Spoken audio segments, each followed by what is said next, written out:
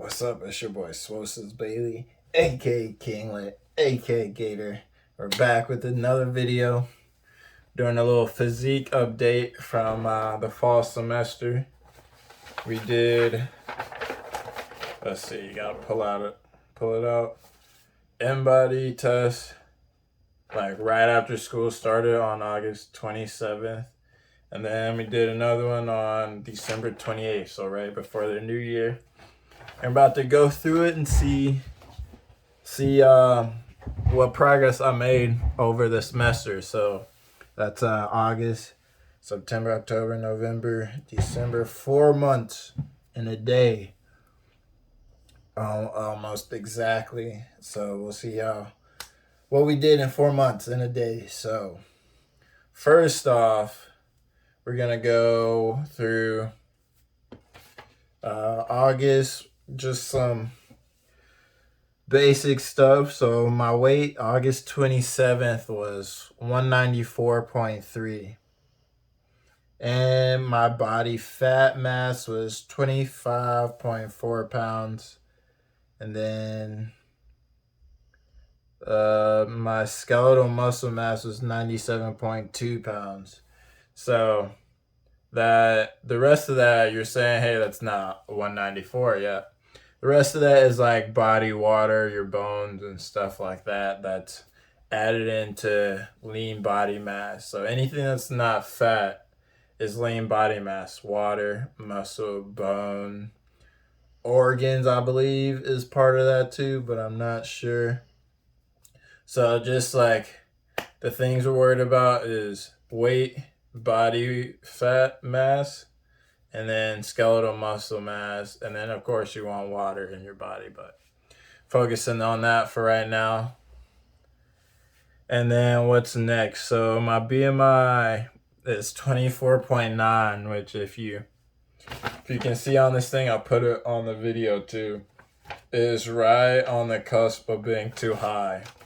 And one thing about BMI is you gotta take into account that it doesn't measure muscle. So if you're a very muscular person, then your BMI is going to be higher because it just says, oh, this is your body weight for your height. So just a caveat for BMI. And then my percent body fat for August was 13.1. So that's, according to this, right in the middle of where I should be. And then what I found really cool was it'll break down how much lean mass you have in each limb. So my right arm lean mass is 10.69 pounds. Go ahead and cue the jokes. Where our left arm was 10.80 pounds, which is my dominant arm. So it's a little bit more lean mass, but they're pretty even, which is nice to see that I'm pretty symmetrical. My trunk, which is like all this, your stomach, your back, and whatnot, is 77.8 pounds. So it's a lot of lean mass up in here. Right leg, 24.54 pounds, and then left leg is 24.25 pounds.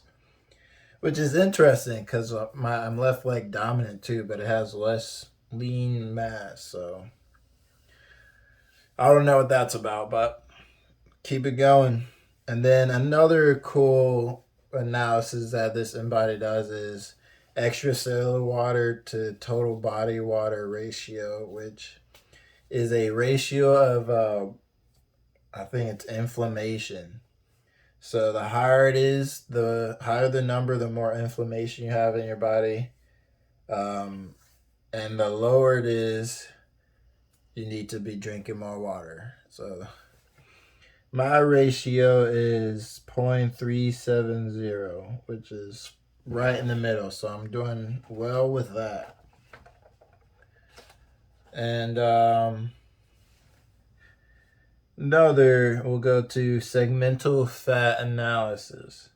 So same thing with the lean analysis for the different limbs, but fat. So only 0.7 pounds of fat in right arm, and then same in the left arm.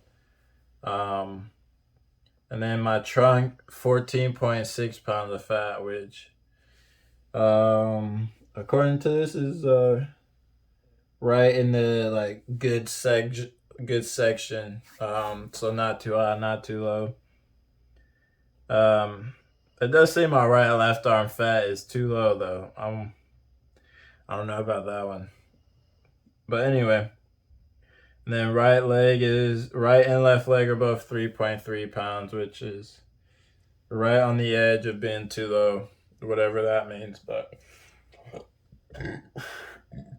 most of the fat is in the trunk, which is to be expected. I'm a pretty lean guy as far as my limbs go, and when I did gain weight, it was mostly in the stomach from, I guess, bloating, eating too much. I don't know, but makes sense that you would carry. Men tend to carry their fat more in the stomach region anyway, and then women it's the hips and the arms.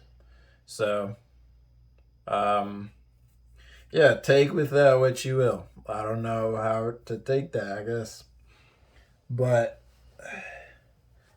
the key is to not be too fat. That's the goal, and we're right on that. Excuse me, I have to adjust myself. My bad. And then basal metabolic rate, which is how the amount of calories I need to take in to just sustain my body for life. And that's 2024 calories. And then if you want to gain muscle, gain weight, period, you just add 500 calories. Ideally with protein and carbs. And then if you want to lose weight, just 500 calories less than that. Or however many calories you want to go up or down. But 500 is like the ideal amount to like not go crazy. So I would stick with around 500 calories. More or less.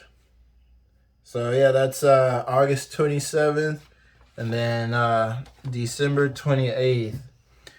So we got 197.8 for weight. So he went up 3.5 pounds, increased 3.5 pounds of weight, and body fat is 24.5. So we went down 0.9 pounds of body fat, but increased our weight 3.5 pounds. So pretty good, off on the right track. And then skeletal muscle mass is 100.3. That's up from 97.2. So it went up 3.1 pounds of muscle. Yeah. And then next, BMI actually went up, which is to be expected because I gained 3 pounds, 25.4. And then percent body fat went down, of course, 12.4 from 13.1. So what's that? 0.7% decrease in body fat percentage. And then segmental lean analysis. So this will kind of tell us where some of that muscle went to. So right arm, it's 11.02. That's up from 10.69, which is 0.31, 0.33 increase, 0.33 pounds increase on the right arm. Left arm, 11.2 pounds. So that's from 10.8, that's 0.2, 0.4, 0.42 pound increase on the left arm. So we gain more on the left than the right, which is to be expected because I'm left hand dominant. But still pretty close to being completely identical. Oh, excuse me. I just ate, so I got the burps. And then trunk lean mass is 80 pounds exactly. So we went up 2.2 from 77.8 to 80 exactly, 2.2 pounds. of lean mass. So that's where most of it went to, huh? And then right leg is 24.67, which is up from 24.54. So that's 0.13 pounds on the right leg. And then the left leg, 24.25 from 24.25. So no lean mass gained on the left leg. So gotta get some more lean mass on the left leg. And so my extracellular water to total body water ratio is 0.367, which is down 0.003, but still within that good range for inflammation. So yeah, my recap of everything: weight went up 3.5 pounds, skeletal muscle mass went up 3.1 pounds, body fat percentage went down 0.7%. So that's, again, body fat went down 0.9 pounds. And then water also went down. So that's where some of that discrepancy in weight comes from. Yep. So need to be drinking more water. And then, so going over to segmental fat analysis, right arm is 0.7 still. Left arm went down to 0.4, so I lost 0.3 pounds on the left arm. Trunk is 14.3, so I lost 0.3 pounds of fat in the trunk. Right leg and left leg are both 3.1, so I lost 0.2 in each leg, 0.2 pounds of fat in each leg. And my basal metabolic rate went up to 2,067 calories, up from 2,024. And that's to be expected also. So when you gain more muscle, requires more energy. More mass in general requires more energy to sustain itself, but muscle requires more energy than fat to sustain itself. So the more weight you gain, the more muscle you gain, the more you're gonna need to eat to sustain life, basically. So that's what we did in 4 months. Gained 3.1 pounds of muscle, which is pretty good in my book. So still trying to get to that 200 pound mark consistently. So we're gonna see what happens in May. And then we're gonna come back to you in May for a physique update. And a little more information on the in-body analysis. USF has, what is it? The in-body 570 scale. So what I found about the accuracy of the in-body scale in general is that it's pretty reliable. I think it's, was it 90%? It's 90% as accurate as a DEXA scan, which is the X-ray scan. So if you've ever heard of that, it's the let me look it up so I can tell you for sure what it stands for. Dual energy X-ray absorptiometry. So try to say that 5 times fast.